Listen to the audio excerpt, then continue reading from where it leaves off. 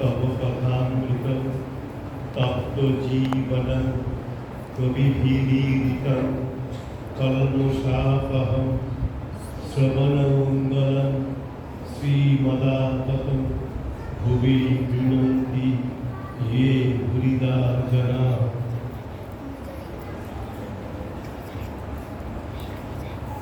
অনেকদিন পরে কথামৃত ক্লাসে আমি আসতে পেরেছি এবং আপনাদের সঙ্গে দেখা হচ্ছে।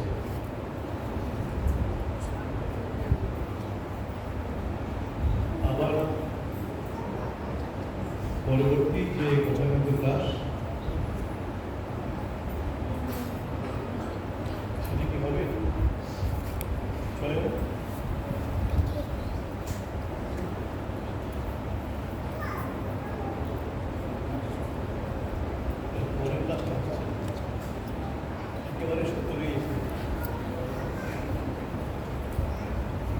মাসের 3 তারিখে একটা শুক্রবার, 10 তারিখে একটা শুক্রবার। তো সেই সময় আমাকে দীক্ষার প্রয়োজনে ঢাকার বাইরে থাকতে হবে, যার ফলে পরবর্তী শুক্রবার 3রা এপ্রিল এবং তারপরে শুক্রবার 10ই এপ্রিল আমি ঢাকায় থাকছি না, যার ফলে একেবারে 17ই এপ্রিল 15ই এপ্রিল আমাদের নববর্ষ, 16ই এপ্রিল বাদ দিয়ে 17ই এপ্রিল একটা শুক্রবার আছে, ওই দিন আবার কথামৃত ক্লাস হবে। আজকের কথামৃত ক্লাসের পরে আবার 17ই এপ্রিল কথামৃত ক্লাস হবে। এটা আপনারা যারা আছেন তারা মনে রাখবেন। দীর্ঘদিন পরে হচ্ছে বলে আপনাদের হয়তো আমি যে কথাগুলো আগের ক্লাসে বলেছিলাম সেগুলো মনে নেই, এটা স্বাভাবিক। তো আমার তো কোনো উপায় নেই, আমাকে তো বাইরে যেতে হবে ওই দীক্ষার প্রয়োজনে। সুতরাং এখানে তখন উপস্থিত থাকতে হয় এবং কথামৃত ক্লাস তখন নিতে হবে। এটা আপনারা জানেন সবাই, তো সেটি আবার বলে দিলাম। পরবর্তী ক্লাস আমাদের হবে 17ই এপ্রিল। আমাদের গত যে কথামৃত ক্লাসটি আমরা করেছিলাম সেটি ছিল 9ই জানুয়ারি, পরদিন ছিল 10ই জানুয়ারি স্বামীজির জন্মদিন। তারপরে আর ক্লাস হয়নি, এতদিন পরে আবার ক্লাস করার আমার সুযোগ হয়েছে। সেদিনকে আমি বলেছিলাম, আপনারা যেদিন সেদিন ছিলেন তারা শুনেছিলেন, কিন্তু স্মৃতিতে থাকাটা কঠিন, মনে থাকা কঠিন মানুষের পক্ষে। আমি সেদিন বলেছিলাম যে স্বামীজির কথা প্রসঙ্গত এসেছে, স্বামী বিবেকানন্দের কথা, এবং প্রসঙ্গত আমরা বলেছিলাম শিকাগো ধর্ম মহাসভায় স্বামী বিবেকানন্দের যে আবির্ভাব সেটি প্রসঙ্গে আমি বলেছি। সেই প্রসঙ্গটা পুনরাবৃত্তি করতে চাইছি না, আমরা সরাসরি আজকে আমাদের যে আলোচনা পাঠ সেখানে চলে যাচ্ছি। এখানে দেখছি যে 4র্থ পরিচ্ছেদ, প্রথমেই এটি গুরু প্রণাম দিয়ে শুরু হচ্ছে। গুরু গীতা নামে একটি গ্রন্থ আছে, আপনারা হয়তো অনেকে জানেন। সেই গুরু গীতার মধ্যে অনেক গুরু প্রণাম মন্ত্র আছে। একটা তো আপনারা জানেন, গুরুর ব্রহ্মা, গুরুর বিষ্ণু, গুরুর দেব মহেশ্বর, গুরুরেব পরম ব্রহ্ম তস্মৈ শ্রী গুরবে নমঃ। আজকে আমাদের দীক্ষা ছিল, শুক্রবার তো শুক্রবারে দীক্ষা হয়। আমি যদি থাকি এখানে শুক্রবার, তাহলে শুক্রবারে দীক্ষা হয়। আজকে দীক্ষা ছিল, এখানেও আমাদের অনেক ভক্ত আজকে দীক্ষা নিয়েছেন।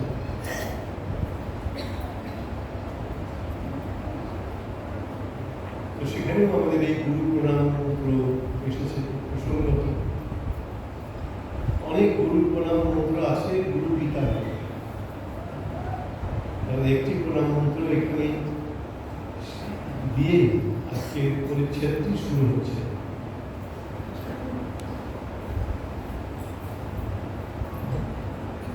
এই প্রণাম মন্ত্রটি যে এখানে আছে আজকে, এটা হচ্ছে অজ্ঞান তিমিরান্ধস্য জ্ঞানাঞ্জন শলাকায়া চক্ষুর্মিলিতং জ্ঞেন তস্मै শ্রী গুরবে নমঃ।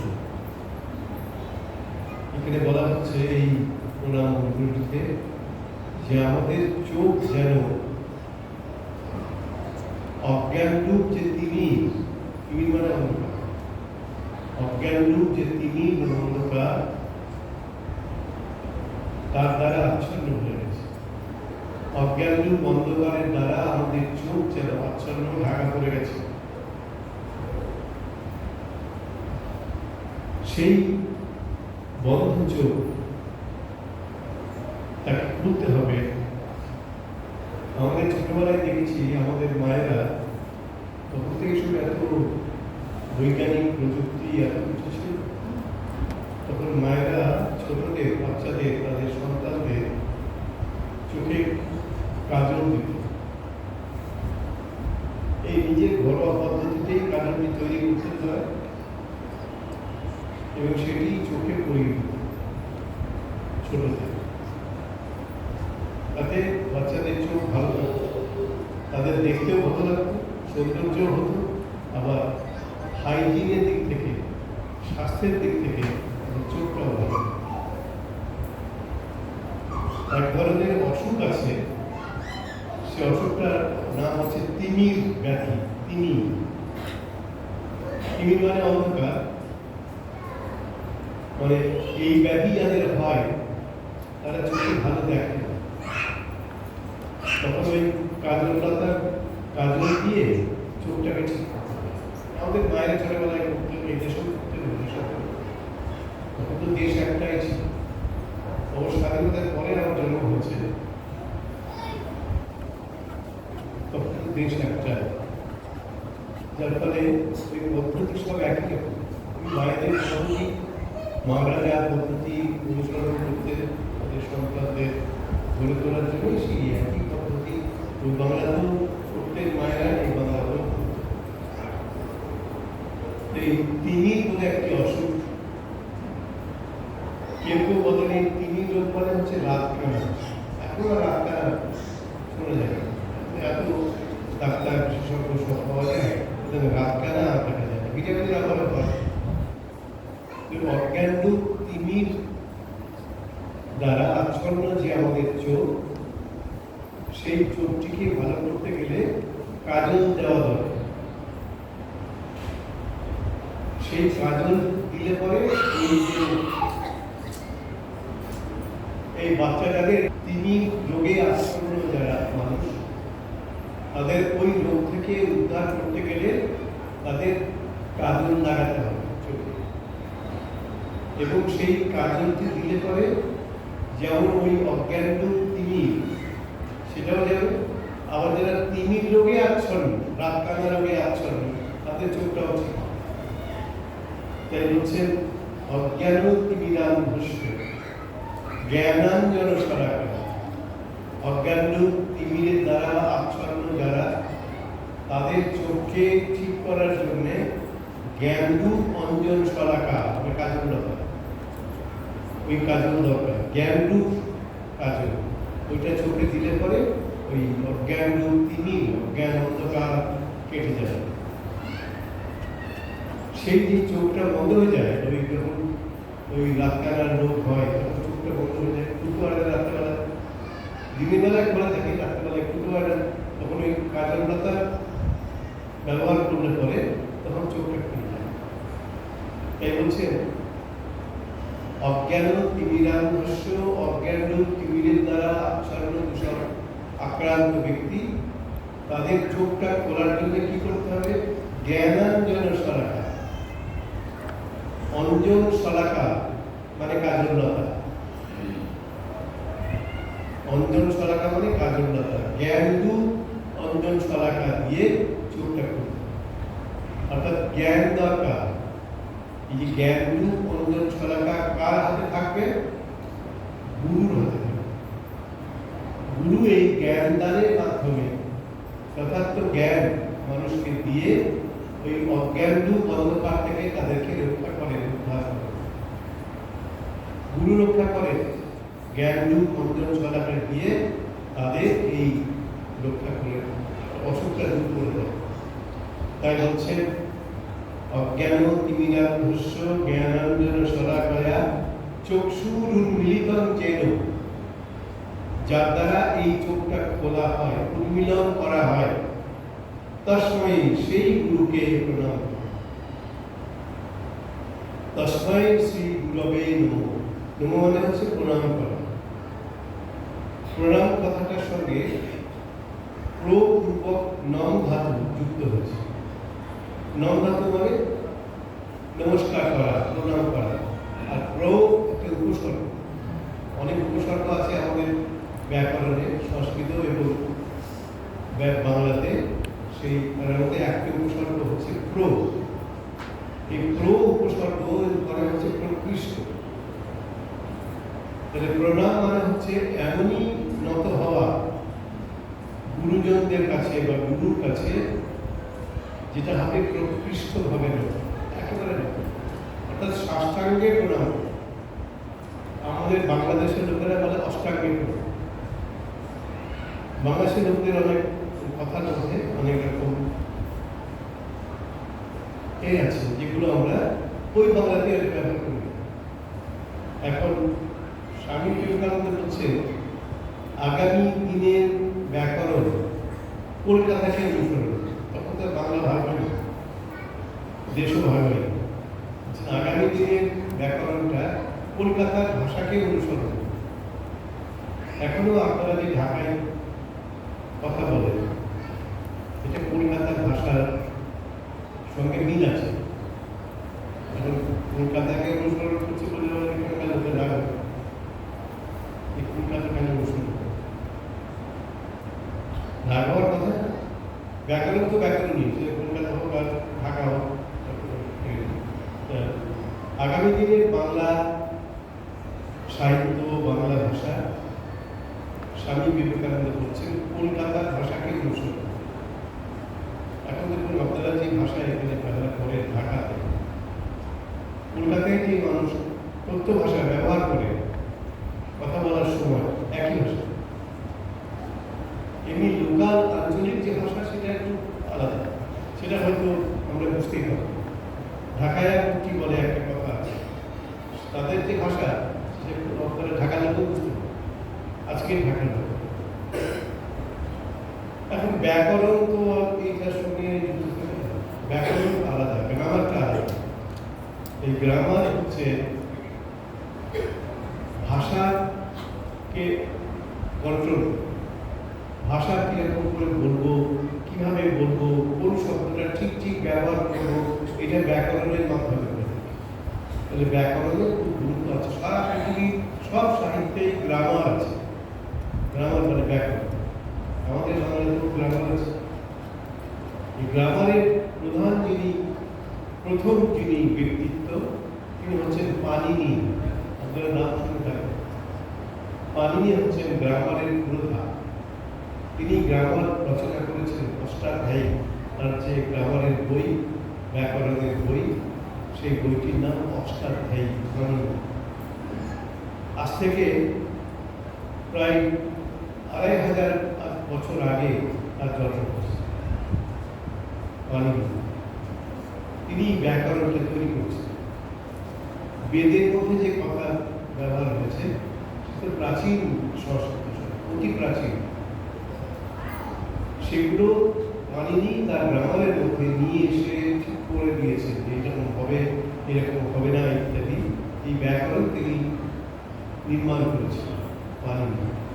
এই পাণিনির ব্যাকরণকে অনুসরণ করছে আমাদের প্রাচীন বাংলার ব্যাকরণ। সংস্কৃত থেকে তো আমাদের ভাষা এসেছে।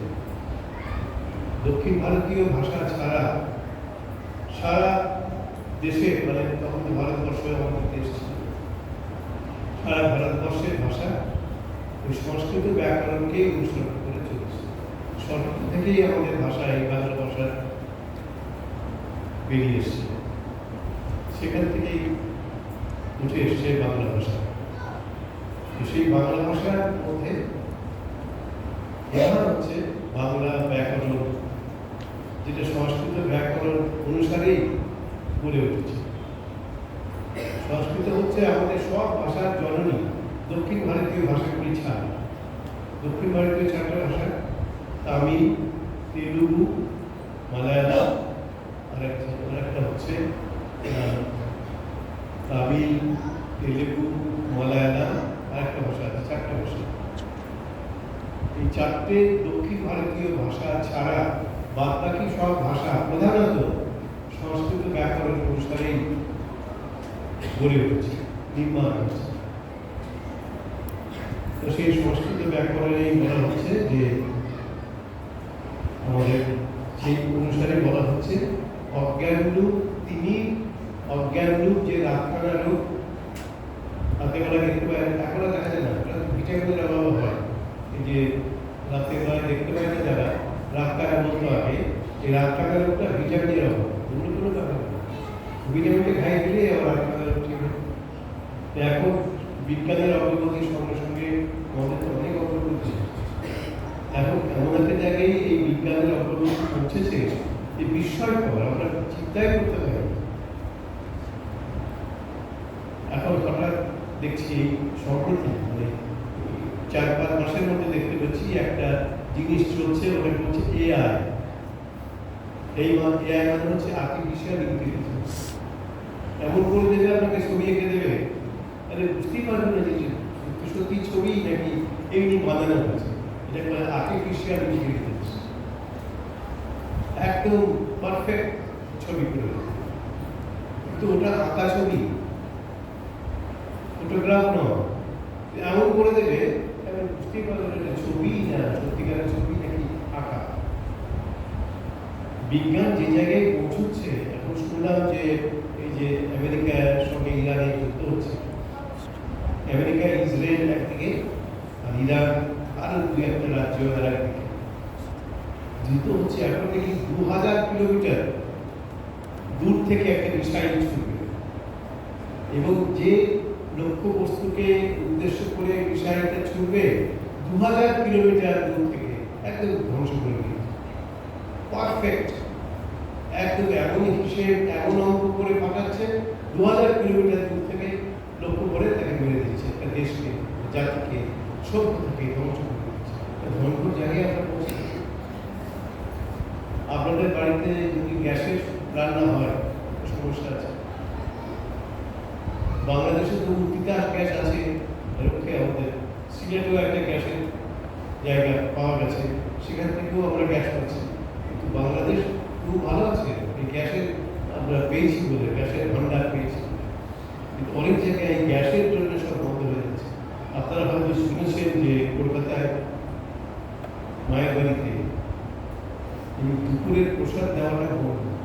তো পরবর্তী পাঠ হবে 17ই এপ্রিল, পয়লা বৈশাখের পরে। এটা মনে রাখবো।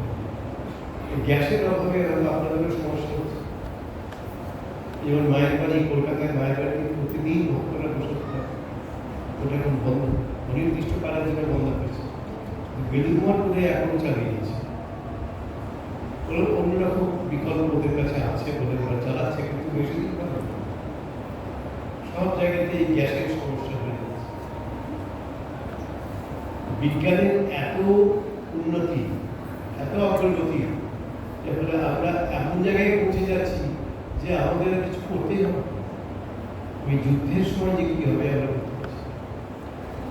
এই আজকেই আমি একটু চিন্তা করছিলাম যে আমাদের এই দীক্ষা টিকা হলে ভক্তরা অনেক থাকেন, আজকে যেমন দীক্ষা ছিল, এমনিতে রোজই কিছু ভক্ত আমাদের এখানে এসে দুপুরে প্রসাদ নেন।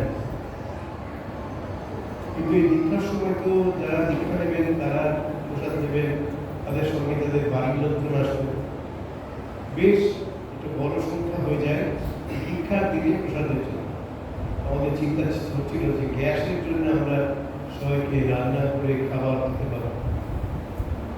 যাই হোক, আমাদের তো আজকে হয়ে গেল, দীক্ষা ছিল, সমস্যা এখনো কোনো হয়নি, এটা ঈশ্বরের ইচ্ছে। আপনাদের বাড়িতেও সমস্যা হতে পারে গ্যাস যদি না থাকে। তা আমি ঠাকুরের কাছে প্রার্থনা করি, ভগবানের কাছে, যে আপনাদের বাড়িতে যেন গ্যাসের সমস্যা না হয়। এখন অনেকে আবার সেই পুরোনো কাঠকয়লাতে চলে যাচ্ছে, ভুটের পুরো তাতে চলে যাচ্ছে, তাতে গ্যাস না লাগে। দেখুন, সভ্যতার এত বিস্তার হলো, আমাদের কত অগ্রগতি হলো, কিন্তু আমরা সেই ঘুরে ফিরে আবার সেই আগের জায়গায় চলে যাচ্ছি। সেই প্রস্তর যুগের মানুষের মতো আমরা সেই চলে যাচ্ছি। আইনস্টাইন, বিখ্যাত বিজ্ঞানী, বৈজ্ঞানিক, তিনি বলছেন এই দিনটা আসছে, খুব বেশি দেরি নেই।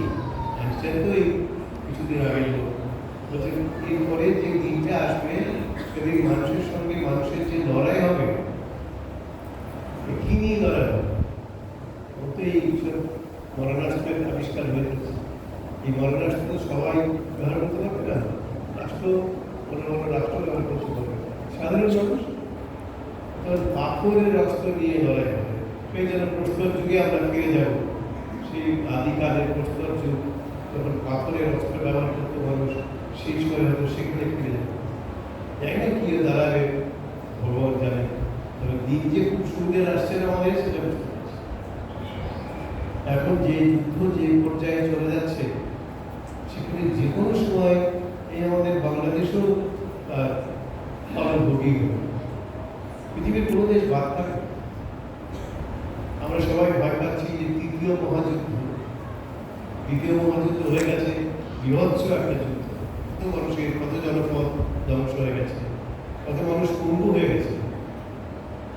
এখন আবার এই তৃতীয় মহাযুদ্ধ তো আরো ভয়ঙ্কর, আরো উন্নত অস্ত্রশস্ত্র দিয়ে যুদ্ধ করছে। কি হবে কি জানি। মুসলিম দেশের সঙ্গে মুসলিম দেশের যুদ্ধ হয়ে যাচ্ছে। এমনিতে আমেরিকা, ইসরায়েল, ইহুদি, ছোট্ট একটা দেশ, ভয়ানক বুদ্ধি হলো। ওরা হচ্ছে ইহুদি, ভয়ানক বুদ্ধি। যীশু খ্রিস্ট কিন্তু ইহুদি ছিলেন। যীশু খ্রিস্ট কিন্তু ওদেশের লোক ছিলেন না, উনি ইহুদি ছিলেন। জর্ডান, লেবানন, এসব জায়গার মানুষ ইহুদি, ওদের ভীষণ বুদ্ধি। ইসরায়েল একটা খুব ছোট্ট দেশ, ভীষণ বুদ্ধি হতো, ভীষণ বুদ্ধি। আমেরিকার এত শক্তি, এত ক্ষমতা, তাও কি কায়দা করতে পারছে না। ওই ছোট্ট দেশটি একাই লড়ে যাচ্ছে। অবশ্য এখন আমেরিকা ওর পাশে আছে, লড়াই করছে। কিন্তু এই যে লড়াইটা যে আমাদের কোথায় নিয়ে যাবে, আমরা নিজেরাই বুঝতে পারছি। যে ধ্বংস বিধান, ভগবানের কাছে প্রার্থনা করি যেন শান্তি ফিরে আসে, মানুষ যেন নিজেদের এই ভয়ঙ্কর আগ্রাসন থেকে নিজেকে ফিরিয়ে রাখে, এটি ঈশ্বরের কাছে প্রার্থনা করি। আপনারাও সবাই যেন ভালো থাকেন। অনেকে পরিবারের লোক বিদেশে আছে, হয়তো মধ্যপ্রাচ্যে আছে, মিডল ইস্টে আছে, তাদের কি অবস্থা হচ্ছে কি সবারই একটা আতঙ্কের মধ্যে আমরা দিন কাটাচ্ছি। খুব ভালো দিন, আনন্দের দিন, সুখের দিন আমরা কাটাতে পারছি। সবারই একটা আতঙ্ক, ভয়, কখন কি হয়ে যায়, কখন বাংলাদেশের উপরে এই আক্রমণের প্রভাবটা এসে পড়ে, জানি না কি হবে। আপনারা ভালো থাকুন, এটাই ভগবানের কাছে আমাদের প্রার্থনা থাকে। এবার মাস্টারকে তিরস্কার ও তাহার অহংকার চূর্ণ করো। মাস্টারমশাই নিজেই দিচ্ছে কথা বলতে পারতো, একেবারে মাস্টারমশাই মাস্টার বলি, শ্রীরামকৃষ্ণ মাস্টার বলতেন, এখানে বড় বড় করে নিজেই দিচ্ছে মাস্টারকে তিরস্কার। শ্রীরামকৃষ্ণকে প্রথম দেখা হয়েছে, তারপরে এটা কন্টিনিউ হচ্ছে মাস্টারকে তিরস্কার। শ্রীরামকৃষ্ণ মাস্টারকে, মানে শ্রীমকে তিরস্কার করছে এবং এখানে বলছেন তাহার অহংকার চূর্ণ করো। তার মধ্যে যে অহংকার ছিল, সেই অহংকারকে তিনি চূর্ণ করে দিলেন শ্রীরামকৃষ্ণ। এই যে চূর্ণ করার ব্যাপারটা, শ্রীরামকৃষ্ণ বিশ্বাসী ছিল। চূর্ণ করা মানে ধ্বংস করা। শ্রীরামকৃষ্ণ ধ্বংসে বিশ্বাসী ছিল। তিনি গঠনে বিশ্বাসী ছিলেন, গড়ায় বিশ্বাসী ছিলেন, ক্রিয়েশনে বিশ্বাসী ছিলেন, সৃষ্টিতে বিশ্বাসী ছিলেন, ধ্বংসে বিশ্বাসী ছিলেন। এখন একটা কথা তো বলতে হবে, সেজন্য বলছেন অহংকার চূর্ণ করো। মাস্টারমশাইয়ের যে অহংকার ছিল, তিনি শিক্ষিত মানুষ, মূর্খ মানুষ নন, শিক্ষিত লেখাপড়া শিখেছেন, কলেজে পড়ান, স্কুলের 3টে স্কুলের একসঙ্গে headmaster, morning shift, day shift, evening shift, এই 3টে শিফটে মাস্টারমশাই 3টে স্কুলে হেডমাস্টার ঠিক করেছে। আবার এই ফাঁকে রিপন কলেজে, এখনকার সুরেন্দ্রনাথ কলেজ কলকাতায়, সেখানে আবার অধ্যাপনাও করেছে। জ্ঞানী মানুষ, জ্ঞানী মানুষের অহংকার জ্ঞানের জন্য হয়, সেটাকে শ্রীরামকৃষ্ণ তো জ্ঞান লেখাপড়া শেখেন, এমন করে ভাঙবেন মাস্টারমশাইয়ের অহংকারটা, এটা মাস্টারমশাই নিজেই করে দিচ্ছে। লিখবেন, আপনারা আস্তে আস্তে দেখতে পাবেন। হচ্ছে মাস্টারকে তিরস্কার, মাস্টারকে বললেন এবং তার অহংকার চূর্ণ করলেন। শ্রীরামকৃষ্ণ মাস্টারের প্রতি, তোমার কি বিবাহ হয়েছে? 30 বছরের যুবক, শিক্ষিত যুবক, হেডমাস্টার প্লাস তিনি আবার কলেজেও পড়ান, শিক্ষিত মানুষ, জ্ঞানী মানুষ। শ্রীরামকৃষ্ণ বলছেন, তোমার কি বিবাহ হয়েছে? মাস্টার আর কি হ্যাঁ, এটা বেশ সহজ হয়ে বলেছেন, আর কি হ্যাঁ, বিয়ে হয়েছে। শ্রীরামকৃষ্ণ শিহরিয়া, আপনারা বলবেন, আপনারা যা করছেন চালিয়ে যান, কোনো অসুবিধা নেই। শ্রীরামকৃষ্ণ কিন্তু শিউরে উঠলেন, যে বিবাহ হয়েছে শুনেই শ্রীরামকৃষ্ণ তিনিও তো বিবাহ হচ্ছে। তার বিবাহ আর আমাদের মানুষের, সাধারণ মানুষের বিবাহ একেবারে আলাদা, অপোজিট। শ্রীরামকৃষ্ণ বিবাহ করেছেন, কিন্তু স্ত্রীর সঙ্গে কোনো জাগতিক সম্পর্ক রাখেনি। তাতে কিন্তু স্ত্রীর সঙ্গে সম্পর্ক নষ্ট হয়নি। এই যে এখন দেখবেন বিবাহ বিচ্ছেদ, টাকা খবরে বিবাহ বিচ্ছেদ, এখন নিউজে, খবরের কাগজে বিবাহ বিচ্ছেদ একটা খবর। কেন বিবাহ বিচ্ছেদ হচ্ছে? আমাদের ফাঁসি কাটা হচ্ছে, রাত্রেবেলায় স্বামী নাক ডাকে, সেজন্য স্ত্রী বিবাহ বিচ্ছেদ চাইছে। এবার এই নাক দেখার জন্য বিবাহ হচ্ছে, এটা আমরা ভাবতেই পারি। এখন নাক তো অল্প বিস্তর সব পুরুষ মানুষই ডাকে। আমার শুনেছি, আমি ঠিক বলতে পারবো না, মেয়েরাও নাকি ডাকে, মেয়েদের নাকি ডাকে, সেটা মেয়েরা বুঝতে পারবে, আমি জানি না। শুনেছি মেয়েরাও নাকি কেউ নাক ডাকে। আর পুরুষদের তো প্রায় অধিকাংশই নাক ডাকা। এখন নাক ডাকার জন্য স্ত্রী স্বামীকে বিবাহ ছিল না, অবশ্যই থাকতে পারবো না, রাস্তায় ঘুরতে হয় না, নাক ডাকে ফেলে। কিছুদিন আগে আমাদের একজন সাধুকে ডাক্তারবাবু, আমাদের রামকৃষ্ণ মিশন চেয়ার কলকাতা, তিনি বললেন আপনার একটা অসুখ আছে। তিনি কিন্তু জানতেন না অসুখটাকে। ডাক্তারবাবু দেখেছেন, এবং তিনি ঘুমোচ্ছেন যখন, কিছুক্ষণের জন্য শ্বাসটা বন্ধ হয়ে গেছে। তিনি ঘুমিয়ে আছেন, কিছুক্ষণ গল্প করতে হতো, 1 মিনিট 1.5 মিনিট করতে হবে, শ্বাসটা করছে না। এটা যদি দীর্ঘস্থায়ী হয়ে যায়, ওই শ্বাসটা করছে না, যদি আরো 15-20 মিনিট হয়ে যায়, তাহলে কিন্তু মৃত্যু। ডাক্তারবাবুরা দেখেছে, এই জন্য একটা মেশিন তারা বের করেছে। ওই আমাদের মহারাজকে, একজন মহারাজকে ওই মেশিনটা দিয়েছে, মেশিনটা বেঁধে দিতে রাখতে হয়। ওই তাতে ওই যে শ্বাসটা করছে না, ওটা উনি কম্পেনসেট করে দেন, উনি ঠিক করে দেন, মানে মেশিনটা ঠিক করে দেয়, মেশিনটাই আবার শ্বাসটা বের করে দেয়, এখন তার মৃত্যু হয় না। তাহলে মৃত্যু হওয়ার অনেক মানুষের স্লিপ অ্যাপনিয়া বলে, এই অসুখটাকে বলে স্লিপ অ্যাপনিয়া। এখানে যদি কোনো ডাক্তার থাকে তিনি জানেন স্লিপ অ্যাপনিয়া। এখন এই সাধারণ এই স্লিপ অ্যাপনিয়া আমাদের দেশে তো মানব দেশের আগে প্রাচীনকালে এই কিছুদিন আগে এইসব নিয়ে মাথায় মাথায় কেন হতো ডাক্তার যে কি ডাকে, ছেলে পুরুষটাকে ডাক্তারকে ওটা মেনে নিতে মানুষ, এখন নাক ডাকার জন্য আজকালকার শিক্ষিত মেয়েরা স্বামীকে ত্যাগ করে দিচ্ছে। নাক ডাকার কারণে আবার যদি স্ত্রী আমার নাক ডাকে তাহলে পুরুষ পুরুষ তাকে ত্যাগ করতে হবে। এখন তো ছলছুতার কোনো অভাব নেই, ছলছুতা ছুতে না করে একটা কিছু পরিমাণ করে দিচ্ছে। এই যে আমাদের জীবনে এমন কৃত্রিমতা আসছে, আমরা এখন এমন জায়গাতে চলে যাচ্ছি, কেউ কাউকে সহ্য করতে পারছে না। সকলেই স্বস্বপ্রভা। এখন সবাই লেখাপড়া শিখছে, মেয়েরাও শিখছে। এটা শ্রীরামকৃষ্ণ চেয়েছেন মেয়েরা লেখাপড়া শিখবে, স্বামীজি তো চেয়েছেন, এমনকি সৃষ্টি মাও চেয়েছেন মেয়েরা লেখাপড়া শিখবে, তিনিও শিখতে চেষ্টা করছেন। তখনকার সমাজ তো তাকে শিখতে দেয়।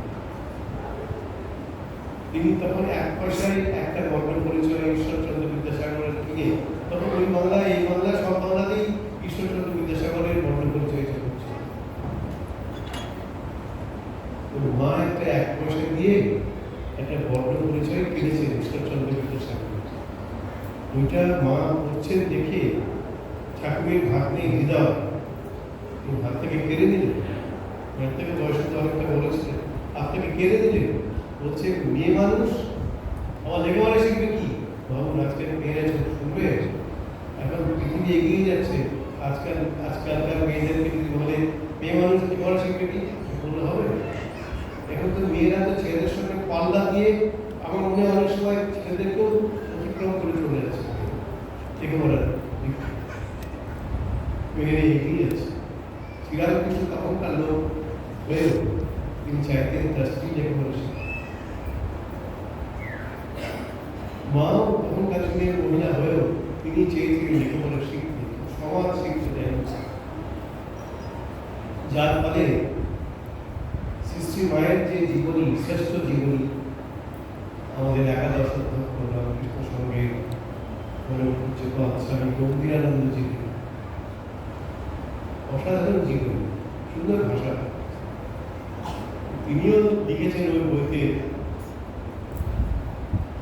যে মা পড়তে পারতেন, লিখতে পারতেন, এবং লিখেছেন মা নিরক্ষরা ছিলেন, মানে অক্ষর জ্ঞান মায়ের ছিল না, এটা তিনি লিখেছেন। এই কথাটি বর্তমানে আমি আগে আপনাদেরকে এক সময় বলেছি, এই কথাটি এখন ভুল প্রমাণিত হয়েছে। মা লিখতেও পারতেন, পড়তেও পারতেন, দুটোই পারতেন। সুতরাং তখনকার দিনে যে সমস্ত উপাদান তখন পাওয়া গেছিল তার ভিত্তিতে মাকে নিরক্ষরা বলা হয়েছে, তিনি বলছিলেন।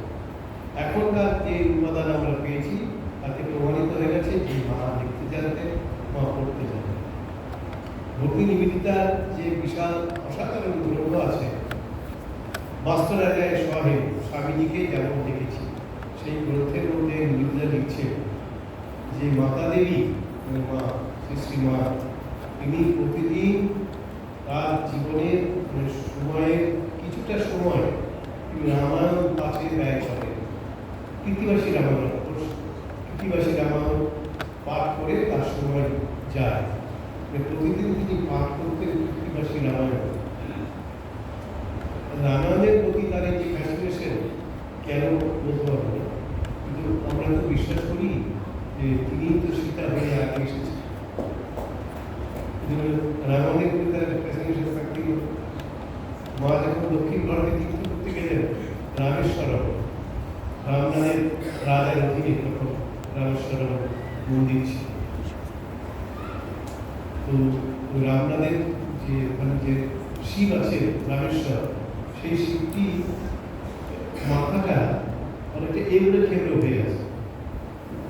শোনা যায় যে যখন লঙ্কা জয় করে সীতাকে উদ্ধার করে রাম নিয়ে আসছে, অযোধ্যায় ফিরছে, তখন সীতার ইচ্ছে হলো তিনি শিবের পুজো করবেন এবং রাম তার ব্যবস্থা করলেন, শিবকে পুজো করবেন, সীতার ব্যবস্থা করলেন। এবং সেই মুহূর্তে শিবলিঙ্গ পাওয়া যাচ্ছে না। হনুমান তো আপনারা জানেন, হনুমান বলা মাত্রই কি বলার আগেই সব কাজ করে দেন। রাম ওর দিকে তাকালে হনুমানের দিকে একটু শিবলিঙ্গ চাই, সীতা পুজো করতে চায়। অনুমান 1 লাখে হনুমানের কি সম্ভব চলে গেলেন কাশি, আজকে 12 চলে গেলেন। এই একটা সেখান থেকে একটা শিবলিঙ্গ নিয়ে তিনি আসছেন। সেই কোথায় বারাণসী আর কোথায় আমাদের দক্ষিণ ভারতের শেষ সীমা, সেক্ষেত্রে এই রামেশ্বর সেখানে নিয়ে আসছে। ইতিমধ্যে যারা আমাদের ঋষি মুনিরা ছিলেন, অগস্ত্য ঋষি ছিলেন, তারা সব বলছেন যে শুভ সময়টা পার হয়ে যাচ্ছে, শিব প্রতিষ্ঠার শুভ সময় ওটি পার হয়ে যাচ্ছে, অপেক্ষা করা যাবে না। রামকে বলা হলো, রাম তখন নিজের সীতা যে এই ফাঁকে সীতার খেলার ছলে বালি দিয়ে একটা শিবমূর্তি তৈরি, শিবলিঙ্গ তৈরি করছেন বালি দিয়ে। তো রাম তখন সীতার তৈরি করা শিবলিঙ্গ বালি দিয়ে তৈরি ওটাকে প্রতিষ্ঠা করল, এর নাম রামেশ্বর। রাম প্রতিষ্ঠা করছে। আসলে সীতার প্রতিষ্ঠা করা হয়, সীতার ইচ্ছা দিয়ে তো হয়েছে। আমি যখন মা গেলেন, রামনাথের আমাদের স্বামীজির শিষ্য ছিল, তখন অবশ্য রামনাথের স্বামীজির শিষ্য তখন আর নেই, তার ছেলে রাজশেখর রামনাথের রাজা, তিনি সব ব্যবস্থা করে দিলেন মায়ের রামনাথের মন্দিরে পুজো করবেন। ওই যে বালি দিয়ে তৈরি শিবলিঙ্গ, সেজন্য ওখানে তো আপনাদের শিব পুজো করতে গেলে আমরা ওই শিবের মাথাতে বেল ফাটাই, ভয়ঙ্কর একটা শিবের মাথা যাকে ভগবান বলছে তারা আমাদের হঠাৎ করে বেল ফাটায়, বেল তো ফেটে গেল, নারকোল ফাটায়। এখন এই নারকোল যদি ফাটাই তাহলে ওই যে বালি দিয়ে তৈরি শিব কি অবস্থা হবে? সেজন্য ওখানে শিবলিঙ্গের উপরে একটা সোনার মুকুট বসানো হয়েছে, ঠিক আদিকাল থেকেই বসানো হয়েছে, তাতে কোনো নারকেলের দাগ কিছু ফাটাতে না পারে। এখন মা যখন গেলে তো রামনাথের রাজা বলে দিলেন, আমার গুরু এসেছেন, তিনি পুজো করবেন, সুতরাং ওই শিবলিঙ্গের উপরে যে সোনার মুকুটটা আছে ওটা সরিয়ে দাও, ওটা সরিয়ে দাও। উনি অরিজিনাল যে শিবলিঙ্গ আছে, যেটা রাম বা সীতা পুজো করেছিলেন, সেই শিবলিঙ্গে তিনি পুজো করবেন। ওদেরই আপনার এই রামেশ্বর মন্দির, এই মুকুটটা খুলে দেওয়া। মা এখন অরিজিনাল যে শিবলিঙ্গ সীতা দেবী প্রতিষ্ঠা করেছিলেন, সেই শিবলিঙ্গটা পুজো করছে। এইগুলো আছে বালি দিয়ে তৈরি, তো মা পুজো করছে। পুজো করতে করতে হঠাৎ বলে উঠেছে, যেমনটা রেখে গেছিলাম তেমনটাই আছে। সবাইকে শোনানোর জন্য বলেনি, অস্ফুটে বলে ফেলেছে, মানে কথাটা বেরিয়ে গেছে, যেমনটা রেখে গেছিলাম তেমনটাই আছে। মানে সেই অরিজিনাল শিবলিঙ্গ শিবকে পুজো করছিলেন সীতা দেবী এবং রামচন্দ্র, সেই শিবলিঙ্গটাই তিনি পুজো করছেন। যেমনটা রেখে গেছিলাম তেমনটি আছে। বাল্মীকি রামায়ণে এই কাহিনীটি নেই, রামচন্দ্র এসে শিবের পুজো করছে। আমাদের যেটা বাংলা রামায়ণ, কৃত্তিবাসী রামায়ণ, তার মধ্যে আছে যে রামচন্দ্র শিবের পুজো করছে ওই রামেশ্বর। কিন্তু ওই যে মা বললেন যেমনটা রেখে গেছিলাম তেমনটি আছে বলে, ওই যে সেগুলো ওই যখন মুকুটটা খুলে দিয়েছিল, সোনার মুকুটটা খুলে দিয়েছে, উনি অরিজিনাল শিবলিঙ্গটা পেয়েছেন, হাত দিয়ে দেখছেন যে যেমনটা রেখে গেছিলাম তেমনটি আছে। এইটা আমি প্রথম দেখলাম।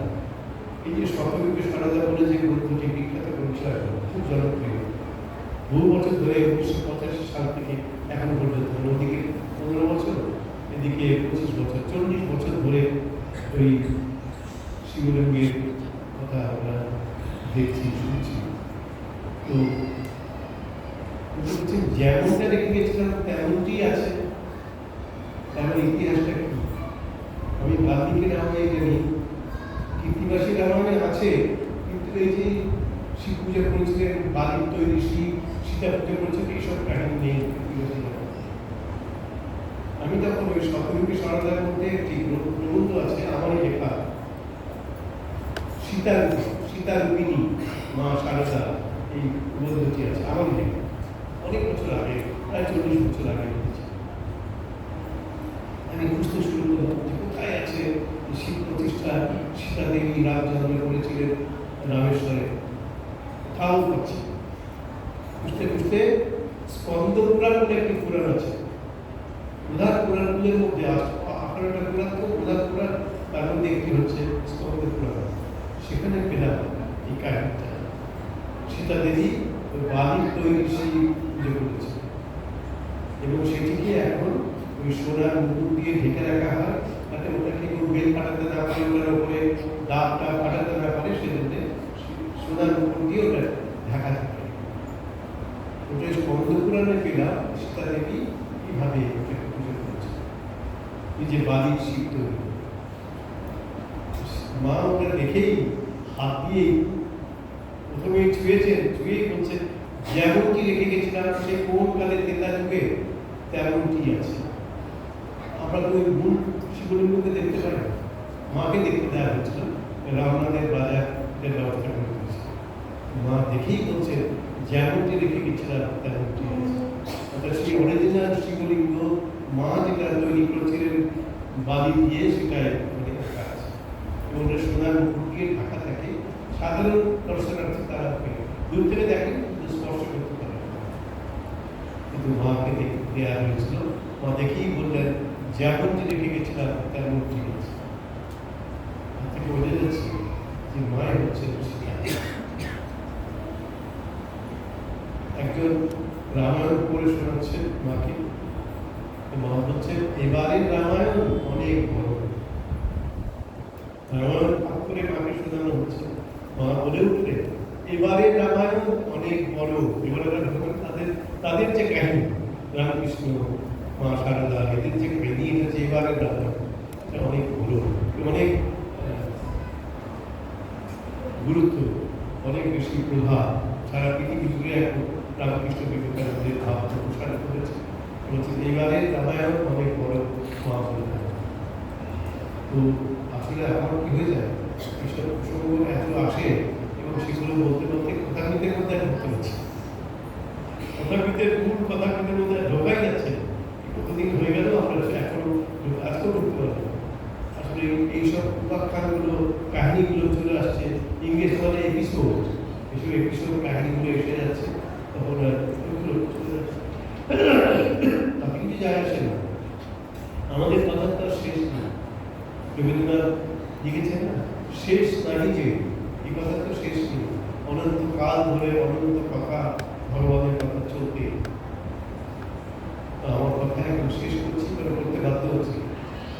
আমি তো বলতে পারি, কিন্তু টাইম একটা ফ্যাক্টর, টাইমটা মানতে হবে, আপনাদেরকেও ভালো করতে হবে। আপনারা ভালো থাকবেন।